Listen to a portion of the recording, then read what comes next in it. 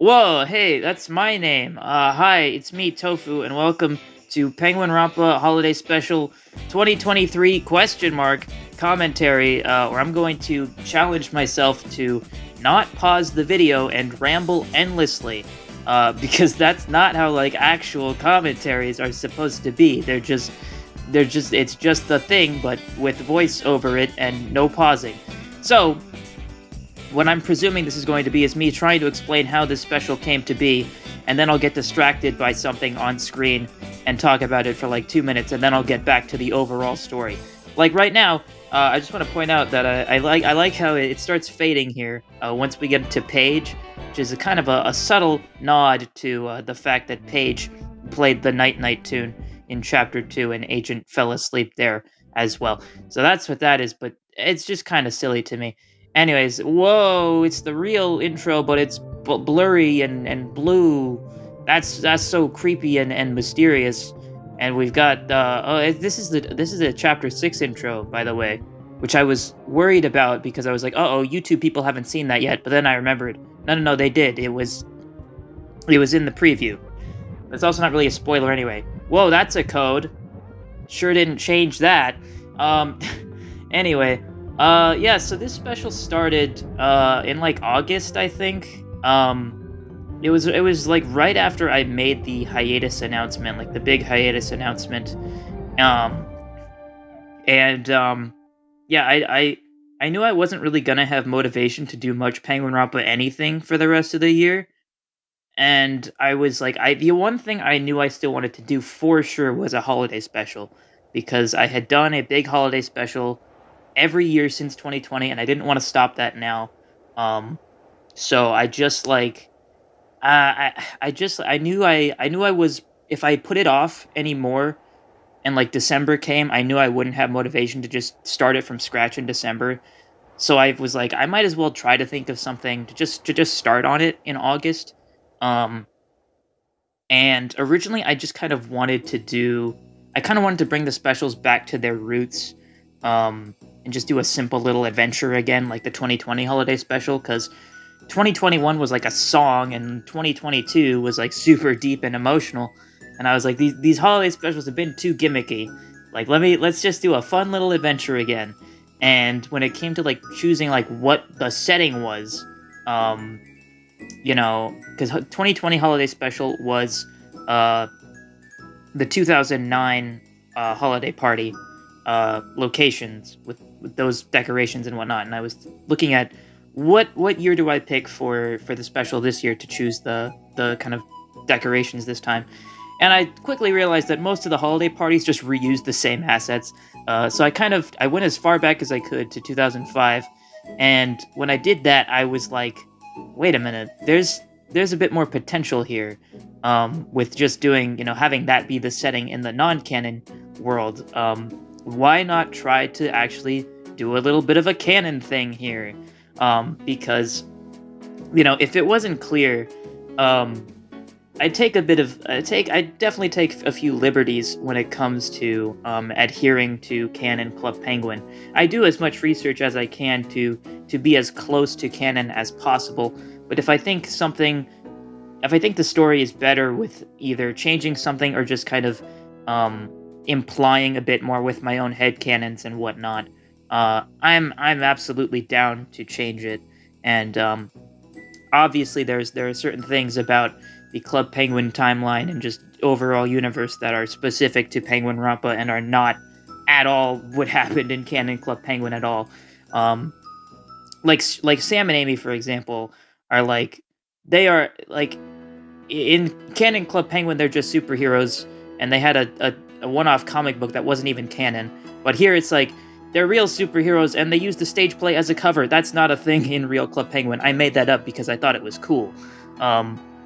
So, with stuff like that, where it's like, I definitely have inserted my own kind of lore into the Club Penguin universe with Penguinronpa. I thought it would be worth it to, see what this world was like back then, as early as we can go, really. So that's kind of where the idea started. And as soon as I thought of that, I just knew I had to do it, and motivation came to me pretty quickly from that. I'm pretty sure I wrote this entire special in a day in August, and I was just really happy with the idea. So, anyways, talking about what's actually happening on screen now, we're talking with Paige right now, and she's very excited about Puffles, because Puffles, at this point in Club Penguin, this is stuff that I did actually adhere to canon, because Puffles were discovered not too long ago at this point, and they were named. It was actually, they had a contest for players to name the Puffles, and Puffle was the name that won. And yeah, there are only 4 known kinds of Puffles at this point. Blue, pink, green, and black. Fun facts. I don't know if PH said it yet, but I think she already said it, but she talked about Puffle Roundup and how you can round up Puffles in the snow forts, and that's true because Pet Shop didn't really exist yet, so you play Puffle Roundup in the snow forts instead. And she also said, I'd round them up for the rest of my life if I could, which that's a cruel joke to make, because that's kind of how she died. Silly stuff.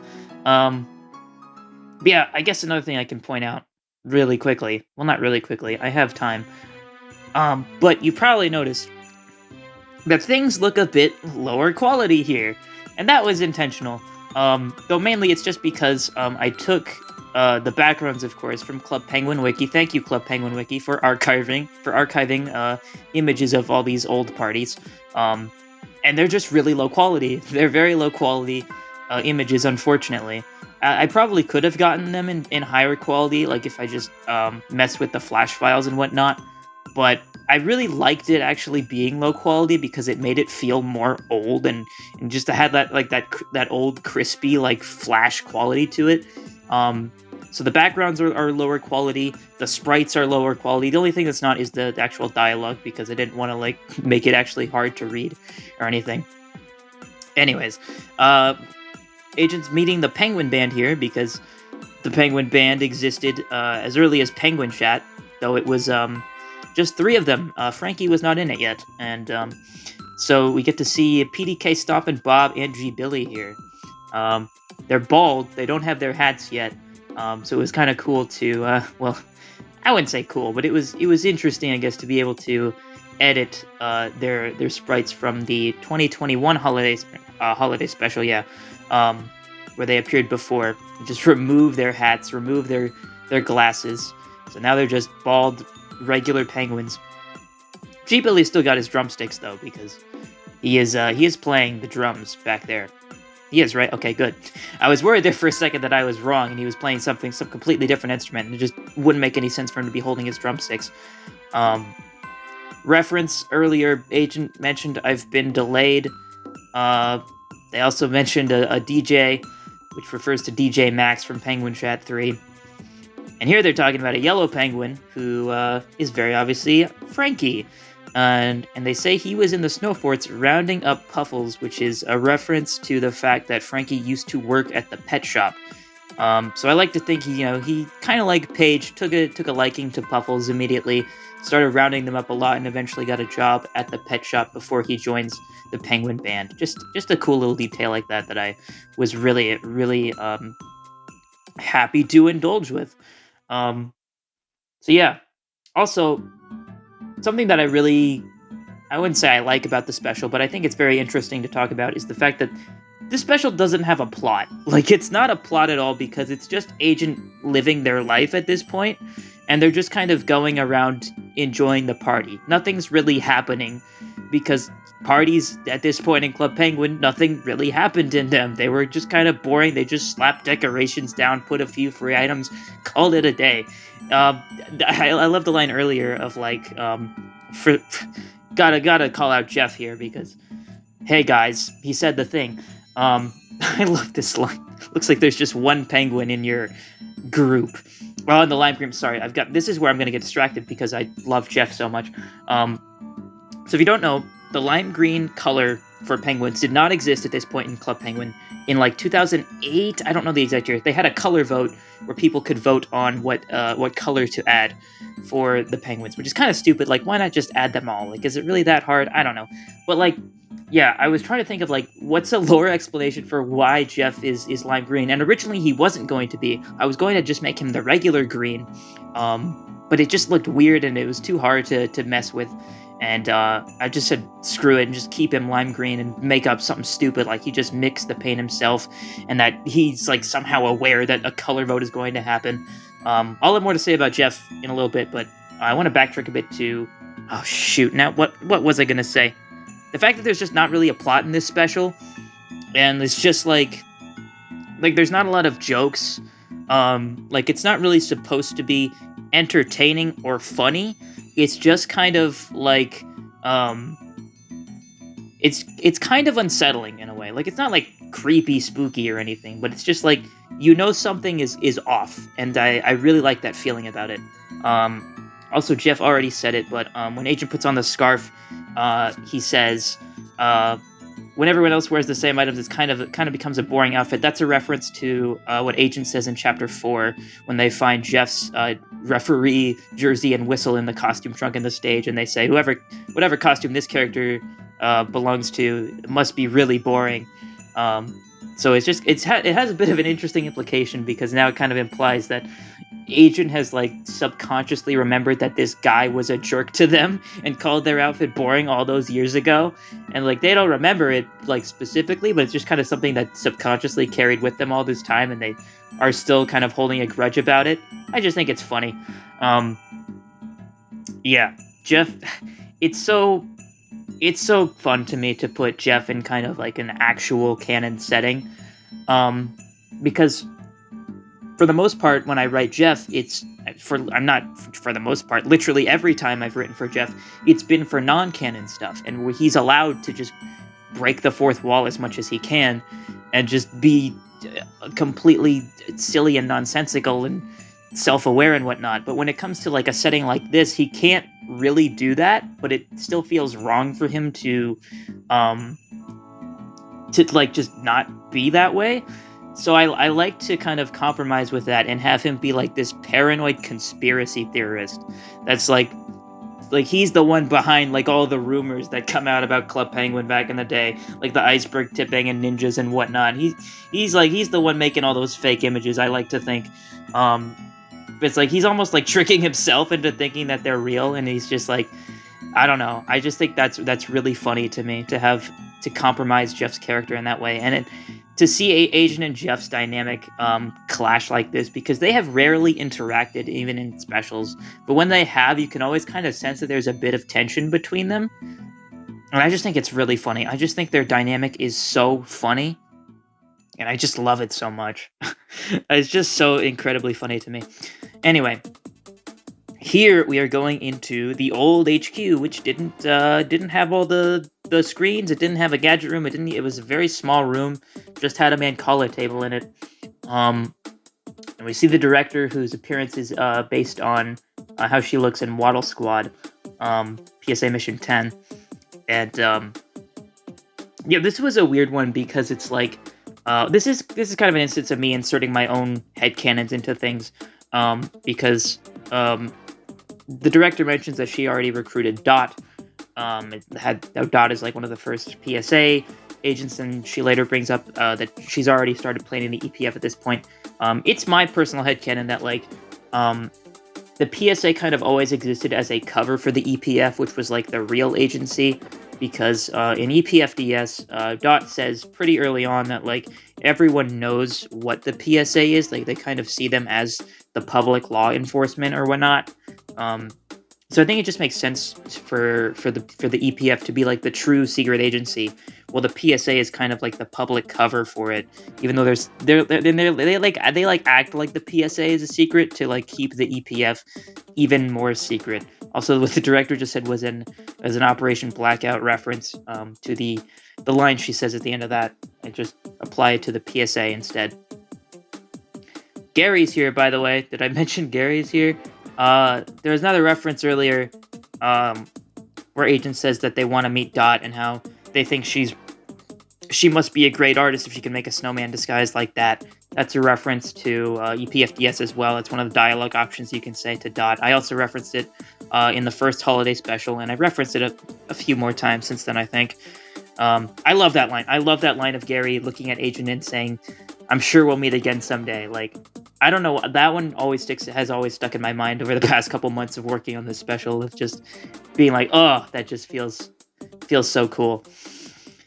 And then this scene, I don't really know how much I can actually talk about it, but it's just okay. Well, technically, we haven't gotten into the big stuff yet, but one thing I can talk about, nothing about really what's going on here, but this room about the old HQ is that I wanted to put a code here on the little blackboard there on the right. I wanted to put a code that said like dibs on this blackboard when we renovate, sign G. And the reason I wanted to do that is because if you look back at Gary's igloo design from chapter 4, he has that blackboard and the old that monitor in his igloo. When I was like looking for what to fill his igloo decorations with, I was like, I wonder what happened to like the old HQ decorations. And I was like, maybe Gary just took them and just put them in his own igloo. So that was what that was going to be a reference to, but I didn't actually end up going through with it. And now the director starts talking about the big stuff. I was I can't really talk about like what the actual implications of this is. So I guess I could just kind of say that like I was really nervous posting this special because I wasn't sure if I was vague enough with the wording here that they say. Because I don't get me wrong, like I wanted to imply things and I wanted to get people thinking about who Agent could be. But I didn't want to say so much that it just spoils what is going to be revealed later. So like I was worried that I might have like said too much in this scene, because it's hard for me to know if I've said too much when I already have the knowledge of everything. But like I don't know how someone who doesn't have the knowledge is going to perceive it. So I just had to hope that it wasn't too much information. And I went over this scene like a dozen times and kept trying to like add more clarification to words to try to either be more specific and precise or just be a red herring or something. I was like, no, I think less is more. I think the less I say, the more vague it is and the more mysterious it is, and just the more it will keep people thinking. And I guess that kind of ties into like the kind of true purpose of this special, because like breaking the fourth wall, I mean, not really, because it's a video, but like whatever. It's a commentary. I could talk about this, whatever. At this point in time, the Penguinronpa Discord server is going to temporarily close in a few weeks, and for a long while that I don't really know how long it's going to be. I've talked about this at length before.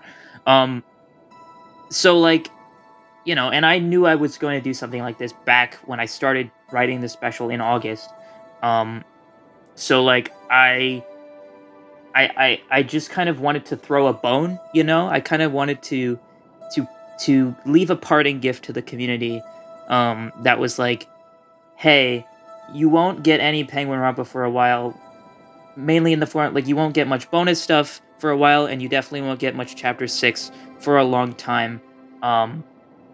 So, as like a parting gift, Merry Christmas gift from me, here's just like this massive hint to keep you thinking while you wait for things to come back. So that was kind of the intended purpose of the special, and I thought this was cool, just counting down from 2023 to 2005. I think that looks kind of sloppy, because if you look back at it, it's just kind of like the text is centered, so like when the numbers change, it kind of rapidly moves back and forth, and it looks kind of sloppy. I made that, like, that was one of the first things I edited for this special, and I was like, I'll fix that eventually, and I never did. And I love this implication here of that it was just Agent having a dream, and they slept through the entire real special, which was so big and spectacular and amazing, and I did so much work for it, and made all those CGs and got all those special effects and stuff. It was a great special. Can't believe everybody missed it. And Dot reuses her 2021 outfit here from 12 Days of Penguinronpa. I've always loved that outfit. I just wanted an opportunity to reuse it. And Jeff has his scarf here that he wore in the special. I mean, not the special, it was a dream. You didn't see the real special. But it's like, Antarctic actually wore that scarf too. In last year's special, she wore the red and green 2005 Christmas scarf in that special. I had no idea this special was going to exist at that time, so I didn't really, realize it would come up again and be important. But it sure did. Also, the background here, I kind of wanted to keep it with the theme of the anniversary this year, which was just kind of, trip down memory lane, kind of a waddle-on party-esque kind of thing. So there's just, like the waddle-on kind of background or pattern is under the tree, and there's a bunch of pictures in the background of a bunch of previous bonus specials and anniversary stuff, and it was just cool to me. It was just a cool little detail to point out. And yeah, we're coming up on the end of the special here, so I hope I said everything I wanted to, and I hope I didn't give too much away. Oh, he said it. He said the thing. Yeah, happy holidays. He says that in every holiday special. I get the credits here, which has me and Agent going sledding. This is a parody, or I guess just a reference to the final Calvin and Hobbes comic strip where Calvin and Hobbes go sledding, and it just felt like a fitting send-off to the end of this Penguinronpa era. I'll see you soon. Waddle on.